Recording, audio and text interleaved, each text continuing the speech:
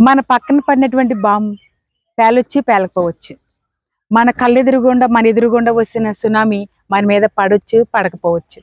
అలాగే ఉరుములు మెరుపులతో ఉన్నటువంటి పిడుగు మన మీద పడొచ్చు పడకపోవచ్చు.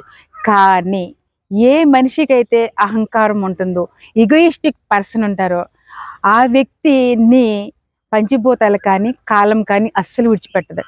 యుగేస్టిక్ పర్సన్ అయిన అహంకారైనటువంటి వ్యక్తి ఎంత ప్రమాదం అంటే తన కుటుంబంలోనూ ప్రమాదమే, సమాజంలోనూ ప్రమాదమే.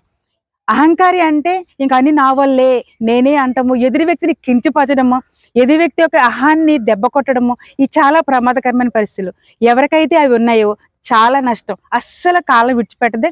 తన తన వెనక వచ్చినటువంటి ప్రకృతి విపత్తు నుంచి అస్సలు తప్పించుకోలేరు. సో అందరూ కూల్గా ఉండి సమాజంలో కలిసిపోయి ఇది నేనే నా వల్లే అనకుండా మనం అందరము మన వల్ల మన వల్ల మన వల్ల ఈ యొక్క ప్రకృతి అంతా మందే అన్నట్టు జీవిస్తే చాలా బాగుంటుంది. Okay, thank you.